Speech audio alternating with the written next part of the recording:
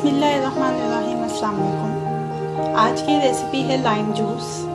बहुत ही इजी और जल्दी बन जाने वाली रेसिपी है। इसके लिए सबसे पहले एक ट्रे आइस क्यूब्स की ले ली है। आप इसको वैसे भी बना सकते हैं जग में, लेकिन ये कि अगर आप इसको ब्लेंडर में बनाएंगे तो ये बर्फ़ उसमें बड़े अच्छे से सारी शेक हो जाएगी। एक क्वार्टर कप लाइम जूस।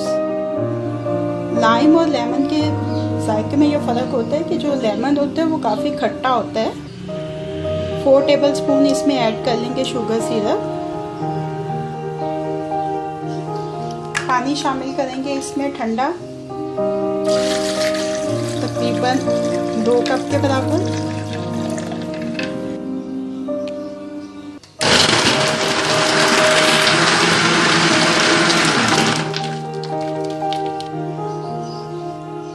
ग्लासों में निकाल लेंगे इसको।